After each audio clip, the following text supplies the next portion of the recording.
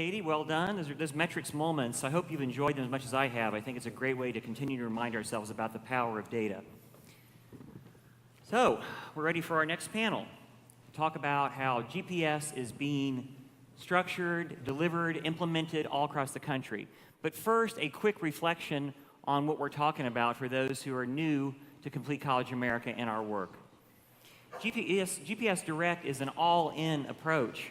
It replaces sort of the cafeteria, smorgasbord, pick what you want strategy kind of design that we often employ, because these components have a synergistic connection to one another. Purpose, not placement, meaning we need to help students make informed choices of meta majors and majors. Meta majors are big baskets of majors because we know from behavioral economics that all of us become overwhelmed by too many choices. Handing a course catalog the size of a phone book to a first-generation student is a mind-numbing exercise. Imagine what you do if faced with those kinds of choices. Showing them instead a smaller number of choices, a business basket, a liberal arts basket, a social science basket, helping them make decisions to get them started on a path that counts fully no matter which direction they specialize in later. On-time degree maps, of course, are the backbone. We've talked about that before. We don't just make maps or plans that are random. They get you out on time because time is money in most things in life, and it's certainly true in college. Critical path courses are courses that faculty and advisors determine are the right sequence to take. And those courses are baked into the cake of the degree plans when they need to be there. They also provide some early experiences for students to help them verify, validate the choices they've made. You can attach to those critical path courses signals, academic rules. We know from our predictive analytics, for example, that unless you get a C or better in this course, you are unlikely to succeed in this major, and it allows you to flare that, bring them in, talk to them, and help them get on a better track for themselves. Obviously, mathematics pathways is essential. We've talked about college algebra being wrong for most students, and this is also part of the commitment. Default registration. Students want to know your advice. They recognize you as the experts. Here's the plan. Put them on it as the default and let them opt out of it if they've got a better idea. Proactive advising means that no longer are advisors overwhelmed by helping students put together schedules because the plans exist. Instead, their time is used more productively, helping students when they need help, especially after early warnings have flared and suggest that they need an intervention. And finally, of course, as Hawaii developed, you have to be able to recalculate. Just like when you're driving a car and you make a wrong turn and it says recalculating to get you back on track, that kind of feature must exist too, and that commitment must be made by these institutions. So, you choose your path, you start your path, you stay on your path, and you graduate. Pretty simple. But for some reason, we made it much, much more complex for our students than that. So we call this momentum for 1 million students because over 1 million students are currently being exposed to these strategies through our GPS at scale efforts across the country. Indiana, Georgia, Tennessee have been leading states in GPS deployment. Tristan Denley shared some remarkable data yesterday that shows already that guided pathways are producing remarkable outcomes, much sooner than we thought they would. Houston GPS, we'll talk about in a moment. We did some work with a Helmsley grant to deploy GPS and STEM at several institutions, and we're also working under a Lumina grant to bring a GPS approach to cities. 1.3 million students. And I know many, many more soon because I know many of you are going to be interested in going home, calling us up, and saying, come help me get this started. I know New Hampshire is very, very excited about this approach. I've heard Utah has some very deep interest in it, and we are looking for more partners. So, and everything you've heard during this convening, I hope you're thinking about calling CCA up and saying, come to town and help me get moving. So, our panel. And I'm delighted to have this great dream team here because these are folks who are out there in the vineyards working hard every day, making it happen for their students.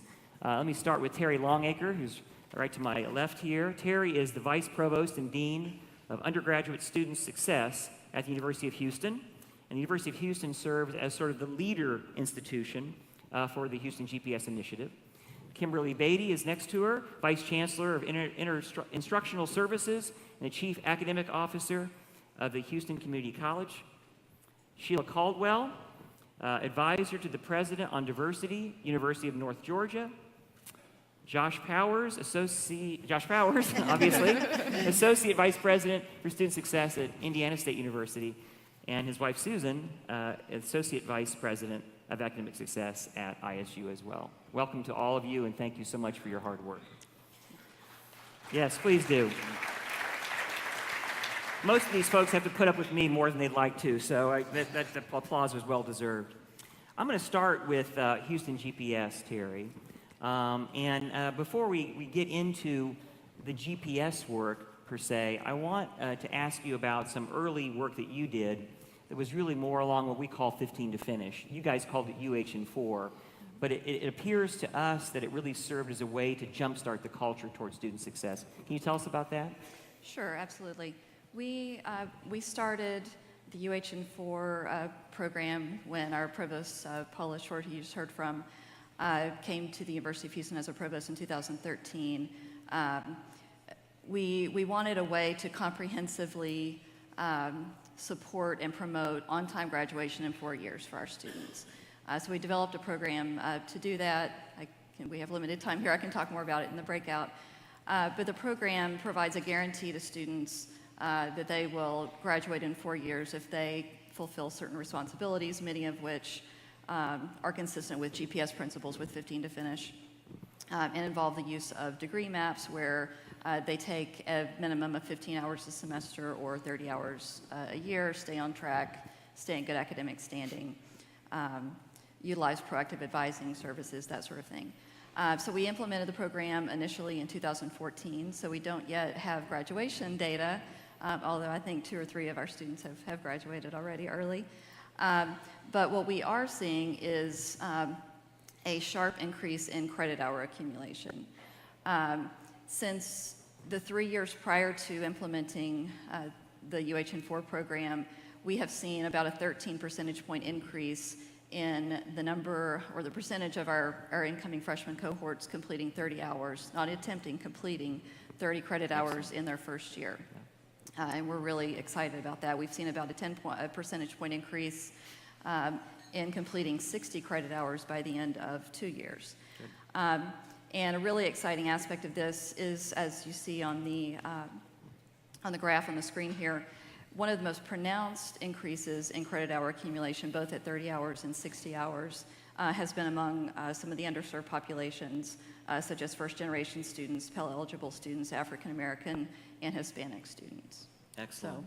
So we're very excited about that, especially in light of some research that we've done that shows students traditionally at the university who complete 30 credit hours by the end of their first year are 5 times as likely to graduate in 4 years and 2 times as likely to graduate in 6 years. Excellent, excellent. I want to make sure that people understand what's going on in Houston because it is unique. Many states have transfer pathways. Tennessee, I know, does. But this is the first and most intentional effort to link the GPS work, the degree map work, across 2- and 4-year institutions, which is truly extraordinary. I mean, think about it. 7 institutions serving most of the students in the greater Houston area, a giant community, deciding together that no matter where you want to start your degree path, you can start at the community college and finish at the flagship. That takes extraordinary leadership. And I want to ask you, Teri, about how that all got started, and the importance of the Memorandum of Understanding as the backbone. Sure. So, with UH&4 implemented on our campus, I think that really jump-started a culture of completion on our campus that made us ripe to do what came after that with Houston GPS.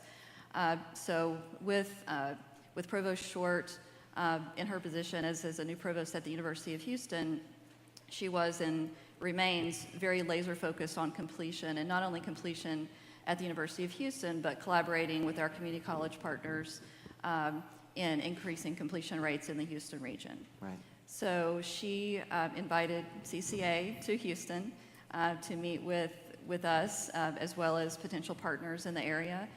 We spent quite a bit of time with all of the partners and CCA examining what are the GPS strategies, how might they be able to help us increase some of the success metrics that we knew. And looking at some uncomfortable data, I remember, too. Yes. And we also brought in chancellors and presidents across our 7 institutions as key leaders. And those leaders also recognized the power, the true power of GPS strategies, and ended up signing an MOU in which all of the 7 institutions committed to implementing all of the entire suite of GPS strategies at scale at each of our institutions. Right. And Houston GPS was born. Yeah, and since then, we've had 2 completion academies working with teams, cross-institutional teams. In many of these cases, the institutions have never been in the same room together working on issues like this. This has been an extraordinary process. But I will tell you this. It all started when Paula Short said, look, we've got a draft memorandum of understanding. We're going to sign this thing. Anybody going to join us in this or not? How about you? How about you? How about you? It was an extraordinary leadership moment, and it made it very clear that this is an institution that's willing, as a flagship, to make difficult choices to ensure that these degree maps work for all students. And so I'd like to say it doesn't take bold leadership, but it does, folks, especially at these early stages, and Houston GPS has been certainly benefited by that. I'm going to ask about one more thing, Teri, before I turn to Kim, and that is some work we completed together about 3 weeks ago. Yes. So you're kind of ahead of the game. You got a little preview about momentum, I think. So tell us about the momentum year in business. Sure. So after we signed the MOU, the 7 institutions, we engaged in a very intensive, data-driven, year-long planning process to establish implementation plans to actually do the work of putting the GPS strategies in place. We then immediately set out on the implementation process, which we're engaging in as we speak. Part of that was to establish for each meta major that we had agreed upon a process in which, or degree maps in which 3 things were accomplished. Number 1, each of our 7 institutions included all of the components of a momentum year, which I'll talk about in a second. 2, we accomplished full transfer of hours from associate's degree to the 4-year degrees at each of our institutions with no loss of credit, with 60 hours remaining that could be completed in a manageable sequence over 2 years. So we started with the business meta major. Tom came to Houston, met with representatives from our degree map coordinating team, and those representing each of the institutions as well as business at each of the institutions. And we were able to get agreement from each of these 7 community colleges and 4-year institutions that each of our business degree maps would include all components that you see here of the momentum year, 15 hours per semester or 30 credit hours each academic year, the 9 hours in business in the first year, completion of the math and English gateway courses in the first year, some informed choice element, whether it was a course or something else that students were exposed to in that first year, as well as co-requisite support. Yeah, that's excellent. And I want to pay special attention to the 9 hours of coursework in business. When we started looking at the degree maps that the institutions had in mind, we discovered in many cases that, like in business, they weren't even having their first business experience until their 2nd year at the community college. So how would they know if accounting was going to be for them, or if they were going to be able to pass that accounting gateway course? And this solves that problem. So again, you guys are vaulting ahead, and I applaud you for that. Thank you. I had the pleasure of going to the Houston Community College gathering. Who was that for, Kim, again? It's our Instructional Leaders Academy. And, man, they were on fire. Instructionally, I can tell you one thing you fire. can feel in Houston is the culture is changing across the board. And Kim is a dynamic leader of all of those conversations and really fired her folks up about the work ahead. And I know, Kim, you got something you want to tell us about that's called Pulse, and a pretty compelling graphic here to go along with it. It looks like it unfolds as I click. Is that right? Yeah, so Okay. hold on before you click. I'll Okay. introduce. All right. So Pulse really started because there's a collection of things that happened. I've been there almost 2 years, and our Chancellor Maldonado, came about 8 months before us, and we were all focused on student success. We're an ATD institution.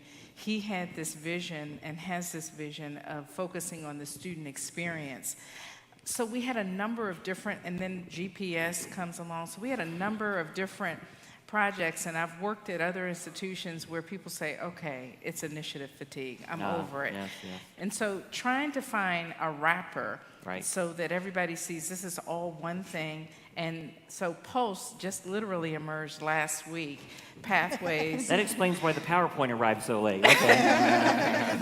Pathways to the ultimate student experience. So that includes, That's aspirational. yes. So Pulse at HCC, we're going to brand that all over the place. Cool. So that includes, on click, the Houston Guided Pathways work that you mentioned. That's structured schedules. That's our math alignment. It includes 15 to finish. It includes Purpose First. The state of Texas, the Texas Success Center has aligned with the AACC and the Pathways work, and we're in Cadre 1 with that work, and we've redesigned all of our math, and we've got some transfer pathways work that we're doing as well. So my goal here was to try and get everybody to see these maybe strategies for us to get there. And then, for example, under Purpose First, new student orientation, our chancellor said we're going to have a strong start for our students, and that's where we need to put that. So wanted to create buckets and strategies so that people can see it's all about going to Right. the Very good ultimate at- student experience. Yeah, a shared vision. And inside that is some special attention to the first and second year. Right, so the first slide, the one we just finished looking at, is probably more of the internal staff and faculty and student services perspective.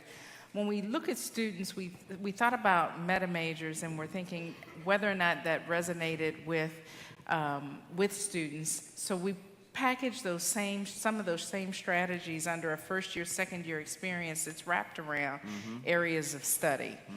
Areas of study began with our work with House Bill 5 and the endorsements that we have in the high schools there. They have 5 endorsements.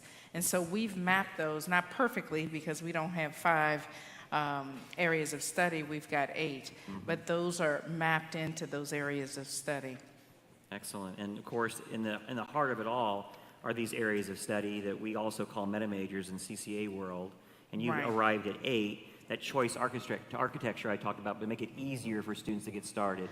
And there also, embedded in that, is our chancellor's vision of a centers of excellence. When he arrived at the institution, we established a laser focus on workforce education, and so we have a business center of excellence. We've got a culinary arts center of excellence, and those are in those areas of study as well. So you can see the centers of excellence, consumer arts and sciences, media arts, and so forth, and where they sit inside the areas of study. Right. And making choice easier for students at HCC. Right. Well done. So Thank you. online, when we build this out online, where we're moving next, they'll be able to click right there, see the program map, see how much money they make in that area of study, what types of jobs Right. that'll take them to, and through those other strategies, such as the career assessment, guide them there easily. Wonderful. Congratulations. Thank you. Thank you. I want to turn now to Sheila Caldwell to talk about the leadership that she's providing at the University of North Georgia. Georgia is one of the 3 states that CCA has been working the longest in terms of scaling GPS. We've learned a lot through the experience, and one of the real diamonds that's been exposed is UNG. Sheila, you want to tell us about what you're up to there and how you built a college campus culture around student success? Yes. For the past 3.5 years, I've been working at the University of North Georgia, primarily in a role as the director for Complete College Georgia.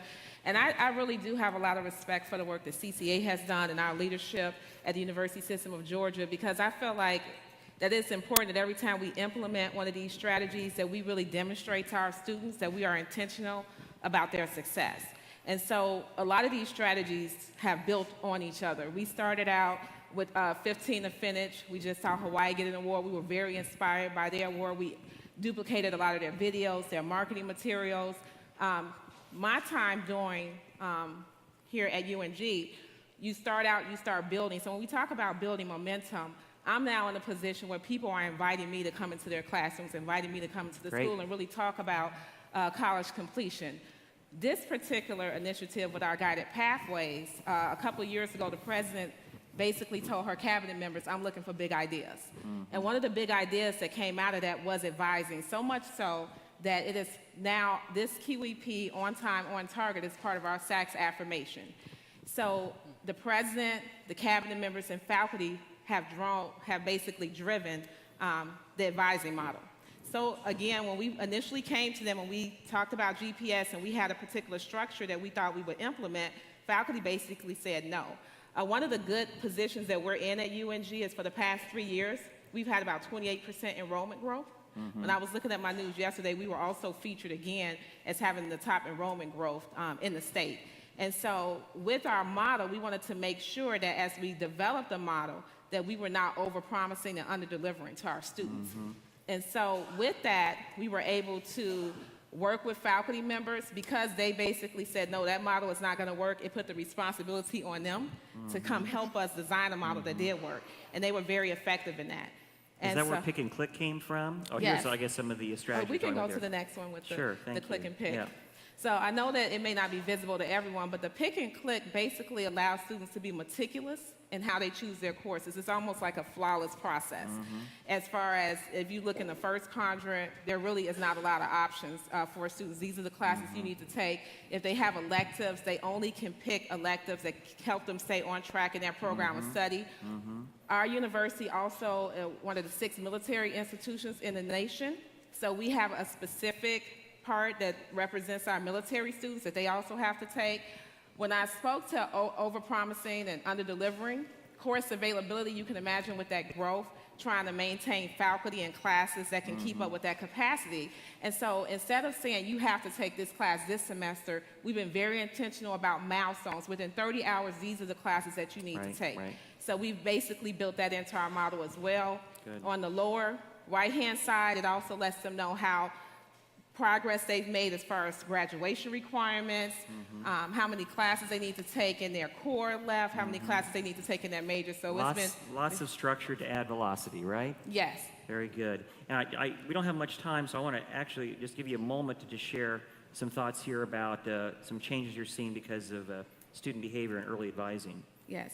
Really quickly, I would like to speak to this slide because we have 5 campuses, 18,000 students at UNG, and October has been traditionally designated as our college advising month. Well, what this particularly shows is on the Longacre campus, where we've had the most traction with our new QEP model, most of our students started going to advising early in September. In fact, we saw the reverse. Instead of most of our students taking advantage of advising in October, as you can see with the Gainesville campus, that they still have that spike in October, we have a spike in August as well as September on the Longacre campus. And so, again, we have this preliminary data showing that because our faculty members and our advising has driven this process, they are seeking out that help earlier. Another thing that I also think that's worth noting is not only did we create this model with the QEP, we also have learning outcomes. I think Boise State said it yesterday. We talk a lot about completion, but faculty members are very concerned with learning. So we have learning outcomes to talk to students about, do you know the impact of financial aid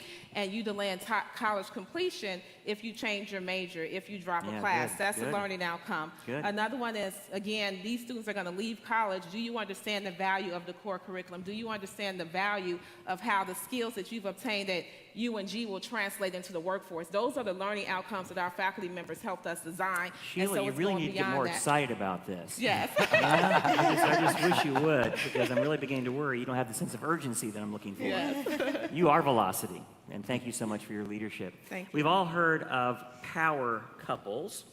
All right? This is the Powers couple, Susan and Josh Powers from Indiana State University. Indiana is an interesting case because you actually had to sort of live with something put upon you by the legislature, which is the degree map legislation. But I want Susan to turn to you first and allow you to share with us how that process got started and what it has revealed in terms of barriers to student success so far. Sure. So we actually started at Indiana State. Our president mandated a Sycamore graduation guarantee, Okay. which put us into the degree maps a year before the legislature Okay, good. did it Well, for there us. you go. So we felt good that we were ahead of the game for once.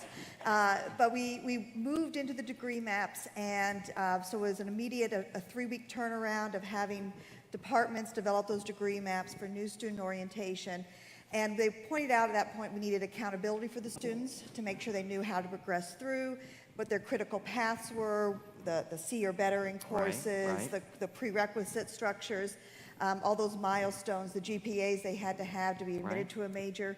But what has come over the time of the 4 years we've been doing the degree maps and refining them are helping faculty understand that what they envisioned their degree maps and their pathways for students was not really what worked. Okay. We moved quickly from a 4-year degree map to anytime a curriculum is proposed, they have to present the 4-year and a 6-semester degree path to recognize that students will start down a path and change their mind. That a student coming into college, if everything is 4 years, they will have to decide in utero what their major is. Yeah. And so this way it says a student can decide 10 weeks into being at the university, I don't want this. I've discovered business is not what I want, or I can't be a nurse because I can't pass A&P. I pass out when I see blood, right? Right. Or I don't like kids, really. So I don't want to be a teacher. But this way, we have created degree maps that are the 6 semesters so that as Okay. they switch, they have a path already laid out, which then means we have to change prerequisites. Yeah. We have to get rid of those other barriers. Yeah. And this is all led into our quality initiative for the Higher Learning Commission, where we are doing degree restructuring to eliminate concentrations and build easier paths out from degrees with minors.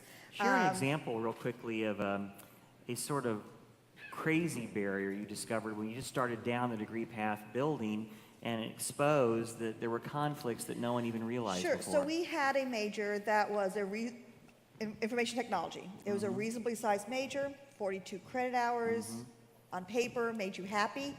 And we got the degree map from them, and it was 8 semesters. And we said, can you build a 6th semester? It's 42 credits. Build it. We can't, because their prerequisite structure was all over the place. And we pushed and pushed back. And fortunately, it wasn't the administration pushing back. It was the curriculum committee for the faculty senate Yeah. that pushed back on that issue, because they've been given the responsibility that they have to review all degree maps for any curriculum changes. How'd you work past that? Well, the department chair left. Okay, So well, that get with helped. the program. Let's call get with the program or get out of here. Step 1. And step 2 is they are actually completely redoing their curriculum, building in a better math pathway into it, and they recognize and eliminate a number of the prerequisites. Good. Well, there's been a very, very clear vision. And Josh, I want you to unpack for us real quickly some of the great data that's already coming out of this new approach you're taking, especially for students who have low income. Sure. So what you're seeing on this particular graph, this is reflects the changes in credit hour completion over a period of time. As you alluded to earlier, we have partners at the state, and so the state we have a process by which 21st Century Scholars, which is our primary need-based aid program in the state of Indiana, that they need to hit the 30, 60, 90 credit hours. So what you see there is, in fact, that prior to that part of it happening, and that's sort of what the result was after that. Now, what we were doing internally at the institution were a number of things to help do not only an education process, but obviously some of the things that Susan had mentioned that they're core to this as well. But we've really been able to ramp up the completions that they're doing at a particular time. But embedded in this, is not necessarily reflected there, is what we did in the summertime. Okay. So we have a unique aid program that we put into place to to recognize that college is no longer an agrarian model thing. There you go. So we what has maybe prevented many of us for doing that is students need to work in the summertime. Well, they do need to work, but we have plenty of institutional models out there where people are working all the time. Yeah. So we wanted to build in some structure that made it more accessible in the summertime. We've been able to bump up 12% of those data basically in those particular years has been a function of that summer aid program. Basically, if they're within 6 credit hours of those targets, 30, 60, or 90, they get free tuition. So we basically are allowing them to go to school for free for up to 6 credit hours. So if they're 1 credit hour away, they get 1 credit hour free. If they're 6 away, they get 6. Is that the on-track? That's the on-track summer scholarship that Okay. we put into place. So Great. that's really been helpful. And that's really resulted, I think, in what you sort of see in the results on the right side. Looks like a doubling in most categories. Is that fair? We've been able to do a lot of things around there. If you look at I don't know what our colleagues out here, but if you look at our 4-year graduation rate for as long as we measured it, which is about 15 years, it's essentially was flatlined for a period of time. If it was an EKG, they'd be dead. So we simply needed to do something different. And in the last couple of years, we've been able to bump it up a lot, almost over 6%. Some of these things are coming to fruition for us. Well, thank you, and congratulations to Indiana State, a real leader.